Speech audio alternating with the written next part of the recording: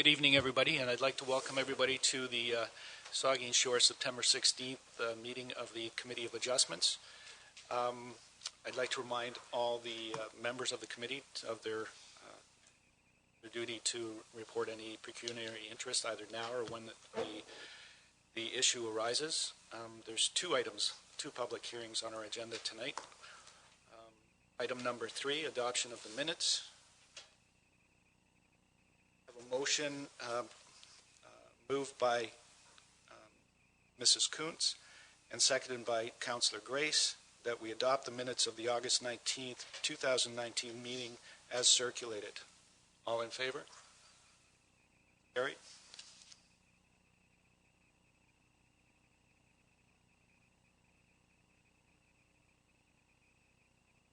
We'll move forward to the first of the public hearings, item 5.1, which is a minor variance A-59-19.44.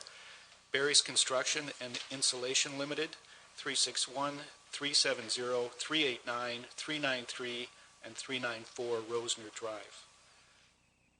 Borje, please. Thank you.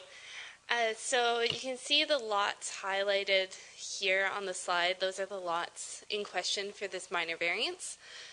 So some of the properties here along Rosner Drive have been developed. There's some recently constructed townhomes here, but all of these lots are currently vacant. So that just shows you an aerial, which is a little bit out of date because you can't see any of the new houses there, as well as the zoning, and the color's a little bit off, so it looks like they're all kind of blending, but it is currently zoned R417. In terms of the use, it's all residential service with municipal water and sewer, and Rosner Drive is proposed as a year-round municipal road. I'm not 100% sure if it's been conveyed to the municipality yet, but that will be the intent once the lots are developed. So the purpose of this application is to permit a reduced side yard setback for proposed end unit townhomes. So a townhouse in the middle doesn't have any interior or exterior side yard setbacks. It's 0 because they're connected to 2 other buildings. So this is only for the exterior ones that aren't connected. So there's a number of blocks of townhouses being developed, and these are for some of the end units. And the application is looking to reduce the required setback between the lot line and the side of the dwelling from 3 meters to 1.5 meters. So the 1.5 meter setback would match the required setback for townhomes in the R3 zone. So in the R3 zone, a 1.5 meter setback is all that's required. In the R4 zone, which is this zone, the 3 meter setback is required. So the R417, the 17 special provisions have to do with lot coverage and an exterior side yard. So an exterior side yard is one that would be adjacent to a road. These are for interior lots, so ones that are adjacent to another residential property and not a street. And the 1.5 meter setback would also match the required setback for single and semi-detached dwellings in the R1 and R2 zones. So really this is bringing it in line with similar setbacks within the municipality. So just to go over the policies, this is within the primary urban community of Saugeen Shores, and it is designated for residential development, so there's no issues from an official plan conformity standpoint. As I mentioned, the zoning is residential 4th density, and the special provisions have to do with lot coverage in the exterior side yard. And otherwise, it's expected that the development will adhere to the R4 zoning provisions, which includes the 3 meter interior side yard setback. So that's what the variance is looking to get relief from. In terms of agency comments, there were no issues raised by any of the circulated agencies. In terms of natural heritage and all that from the SPCA, we didn't receive any comments, but they originally commented on the draft plan of subdivision, which has been approved, has met all of the provincial criteria, so this doesn't change any of that. So this is still in line with all of those previous approvals. In terms of public comments, we haven't received any in regards to this application. And so in terms of the 4 tests, maintaining the intent and purpose of the official plan as it is still proposed for residential use, I believe that it does maintain that intent. In terms of the zoning bylaw, I believe that it still meets the intent. The side yard provided for the proposed townhomes, it really is it's in line with other townhomes in the area, so it still meets the intent generally of the zoning bylaw for the R3 zone, and meets that similar requirement. Also on the plan, there are drainage easements shown, so drainage is also being looked at, so there's no concerns for a reduction on that point of view. That'll be addressed through the grading and drainage plan at the building permit stage. So I do believe the intent meets the purpose of the zoning bylaw. In terms of is it appropriate and desirable? I believe that it is. As I mentioned, it's in line with other townhomes and single-detached and semi-detached towns in the community, and so it maintains that standard already established. So I do believe it represents an appropriate form of development. And in terms of being minor, I don't believe that the reduction from 3 meters to 1.5 meters will have any impact on surrounding property owners, the environment, or municipal functions, and so I do believe that it is minor in terms of in nature. So just to recap, this is requested for 5 end-unit townhomes, and I do recommend approval. Thank you, Ms. Fortier. Is the applicant here? Are there any members that wish to address the committee on this issue? Committee? Yes, Mr. Reed.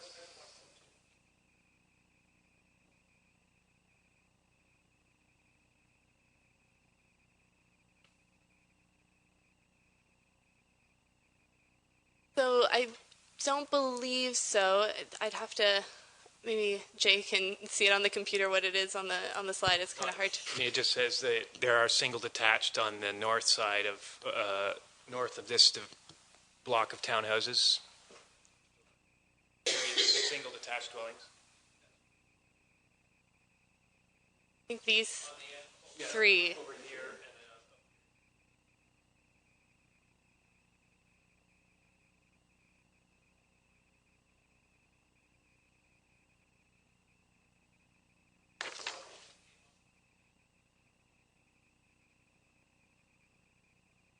So as far as I'm not sure about the other streets, I just know that for the design that they're looking at for these 5 in particular, they wanted the reduction. So part of the reason is to provide this kind of interior, almost a side yard, even though it's not defined as such, between the garage and the backyard.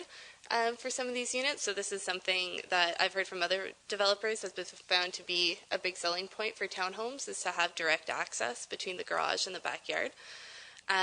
So in order to accommodate that kind of area, you have to move the townhouse over a bit. And so for these 5 units, that is the kind of concept they're looking at developing here. So I can't speak to the other townhomes they're looking to develop.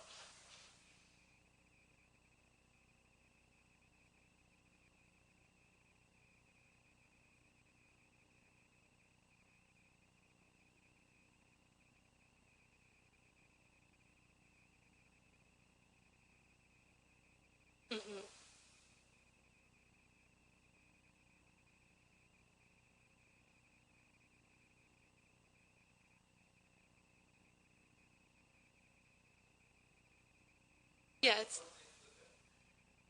Yeah, and I can't speak to that. I just know that for these 5, they did request the variance. Any other questions or comments? Are you? Mike, and state your name, please.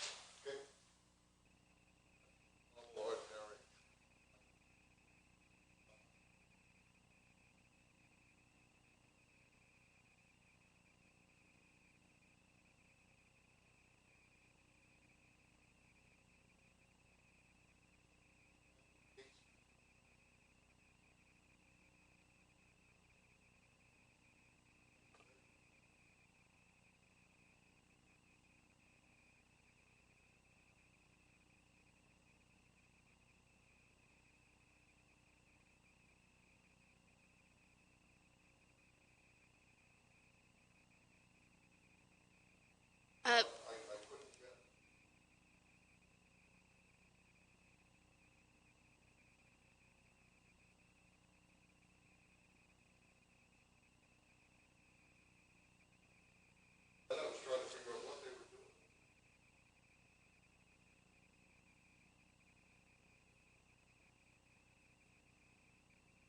So there's no change in property. So these are the 5 here. So these are the units at Joseph Street down here. And then this is Rosner. So there's a number of units that'll be built there. So this is only for 5 of them. And all they're looking to do is reduce the required distance between the lot line and the side of the house. So there's no changes to the rear yard. No, it would just be the distance between the house and the side lot line. Yeah, so but no changes at the rear.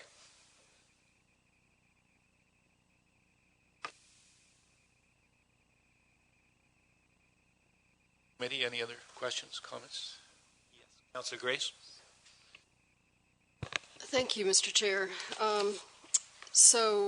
Tessa, I've got a question about, just to explain for me, it talks about the fact that in an R3 zone, you would ordinarily have a 1.5 meter setback, but in an R4 zone, it would require a 3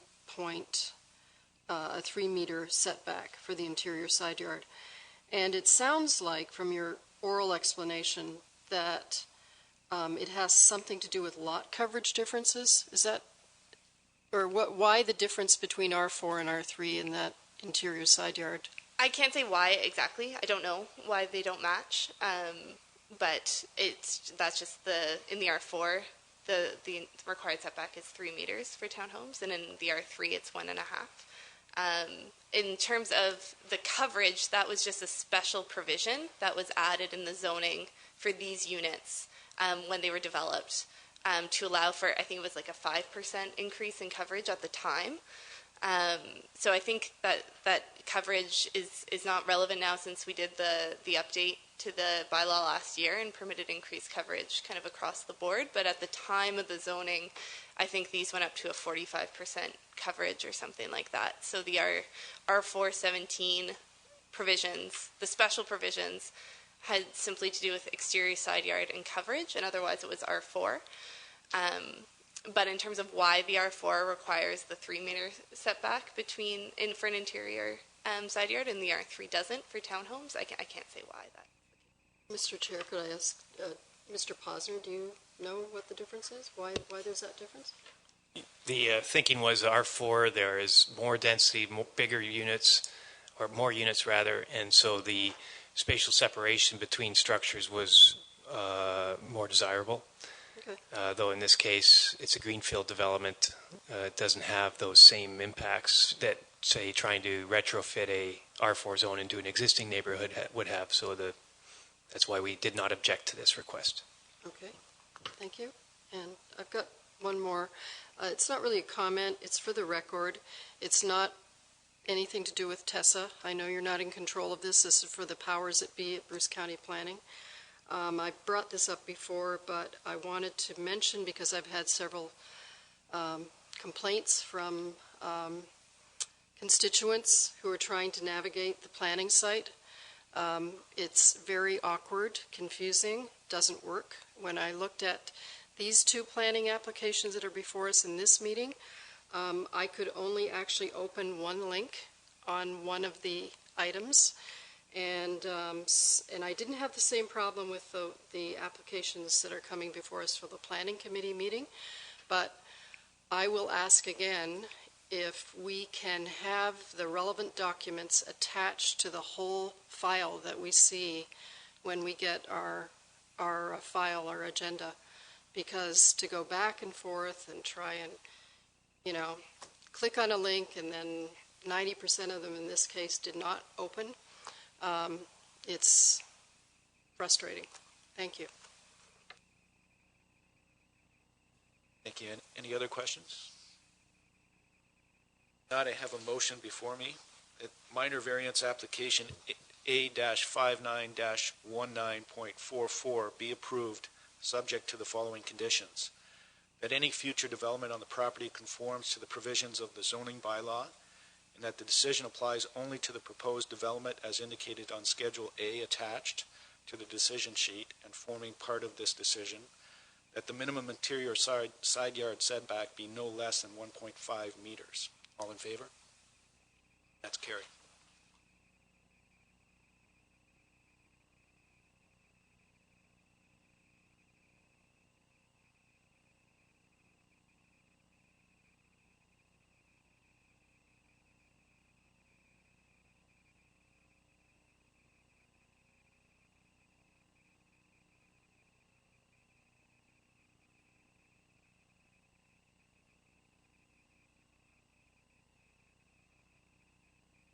So the next item on the agenda is item 5.2.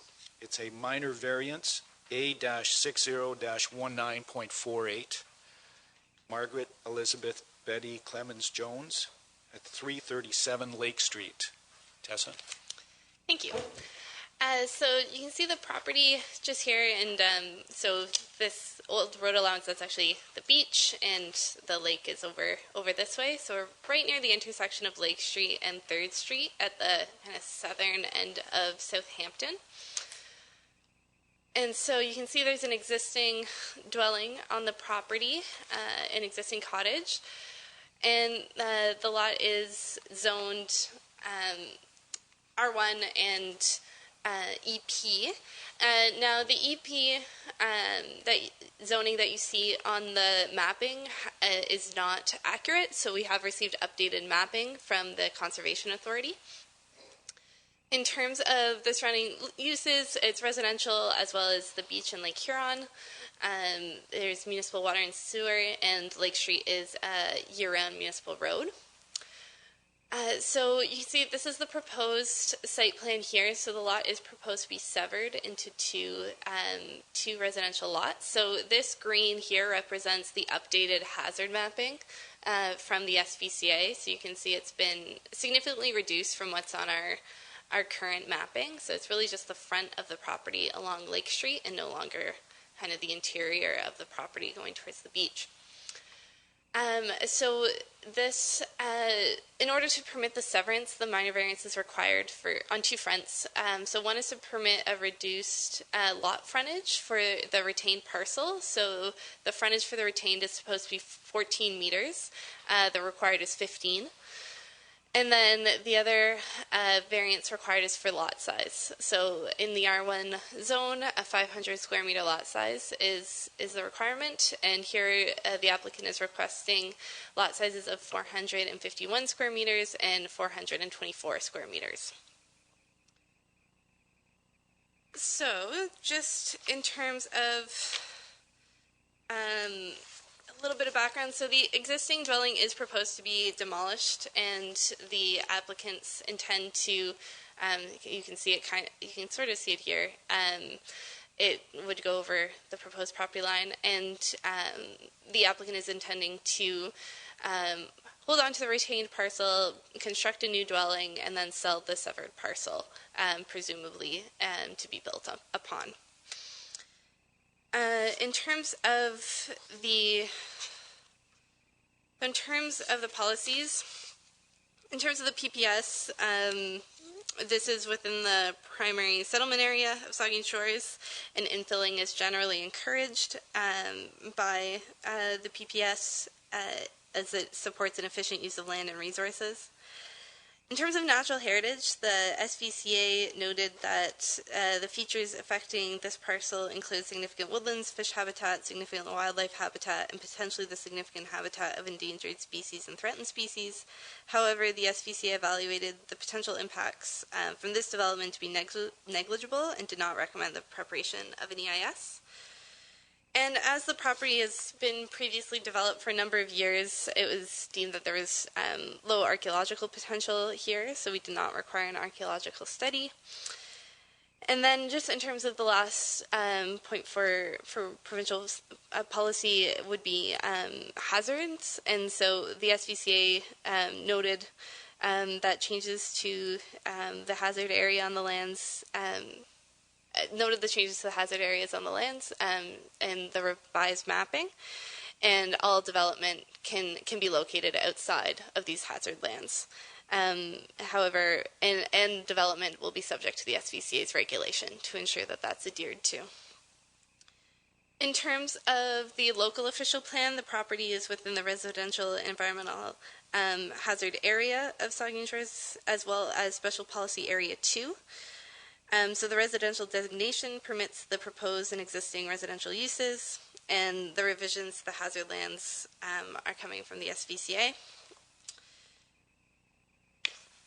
And as mentioned, all proposed development will be outside of those hazards. In terms of Special Policy Area number 2, that recognizes the low-rise character of this area of Southampton and allows for an implementing zoning bylaw to limit the height of buildings in this area. In terms of the zoning bylaw, this is residential first density special 1. So this special zoning is to implement that special policy area 2. So basically, instead of 10-meter height, you can only go up to an 8-meter height in this zone. And the relief is required from 2 provisions of the bylaw. So as I mentioned, the frontage for the retained, which is 14 meters. The severed will meet the required 15-meter frontage, and the other one is lot size. So the proposed lot sizes, as I mentioned, are 451 square meters and 424 square meters.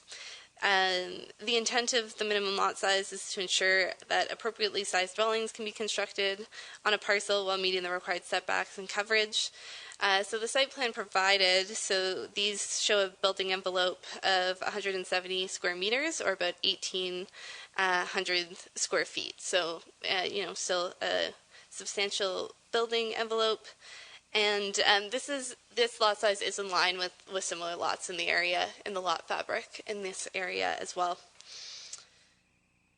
In terms of agency comments, the town noted that lot grading will be required to address any drainage on the property as standard practice.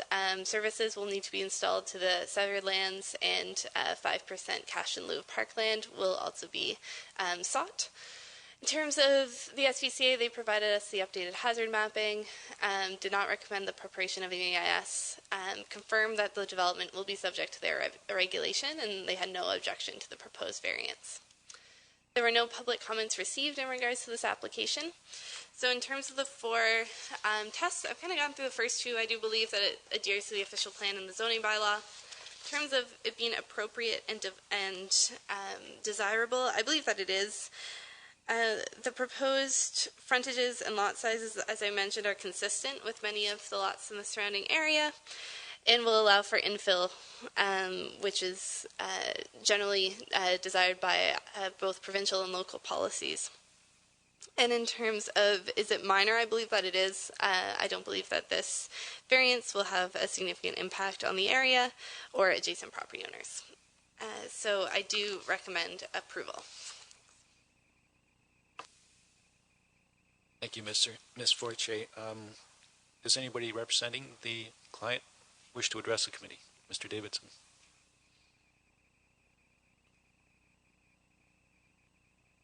Yes, good evening. I am Ron Davidson. I'm a planning consultant. I'm here with Betty tonight. She's the owner of the property. Just a couple of things to say. First of all, I worked very closely with the Conservation Authority and the county and the town prior to submitting this application, so we knew where the Conservation Authority stood with regard to the size of the lots, the fact that there's a little bit of hazard at the front. As Tess indicated, they've redelineated where the hazard should be. And of course, wanted to make sure that, given the location of the beach, the Conservation Authority wasn't going to surprise us later on in the process. And they weren't. They're very good to work with, as usual. Conservation Authority, as indicated, it's within a regulated area. So not only will the town want to see an engineered drawing showing lot grading and drainage at the building permit stage, but so will the Conservation Authority at their permit stage, which comes just before the building permit. As Tessa indicated, she took you through the 4 tests. Yeah, it's certainly minor. I would suggest that when both units are end up constructed, and you're looking at the property from the street, you won't be able to tell the fact that that the lots are a tiny bit smaller. And as Tess indicated, and I put in my report, I did count the number of lots in the area that were undersized based on what you can do with county GS mapping, and a lot of them are actually smaller than 50 feet. The one to the immediate south is a little bit larger than most, but yeah, this is not uncommon in that area. What's really nice here is that, as Tessa indicated, that when Betty and her husband knocked down the existing cottage, and it's just that it's quaint, but it's no doubt that the new dwelling on the property will probably improve the curb appeal, and I say that without insulting my own client here. It will allow them to sell a lot, take the proceeds, and build a brand new cottage for themselves, which is a nice end result, I guess, for anybody. Anyway, that's it. If anybody has any questions for either myself or Betty, we're here. Thank you. Thank you, Mr. Davidson. Are there any members of the public that wish to address the committee? Committee, any questions? Yes, Deputy Mayor Matheson. Thank you. Tess, for the new severed parcel, most of the front is hazard area. How do we put our driveway and parking and stuff in through there when it's hazard? So generally, the SPCA does allow driveways through hazard lands as long as there's no buildings. It's not uncommon to have driveways constructed as long as it meets their regulation. You can still have a driveway.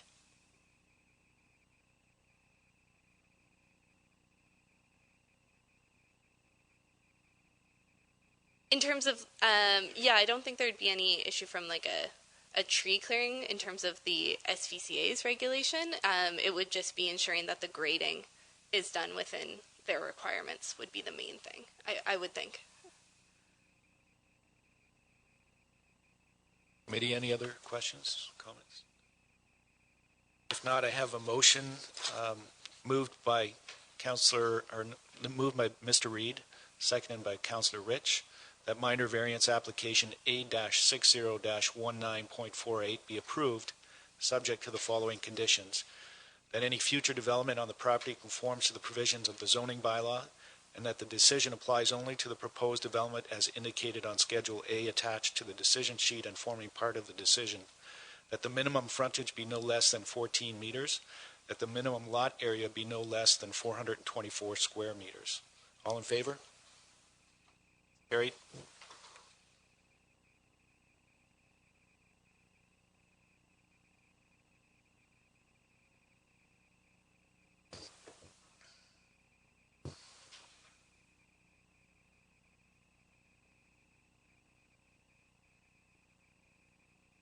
Okay, the next meeting is scheduled for October 21st, 2019. I guess the time will be decided and sent out to us.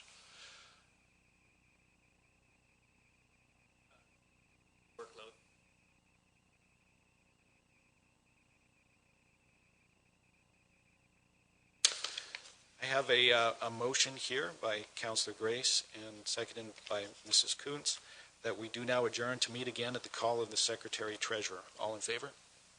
Carry.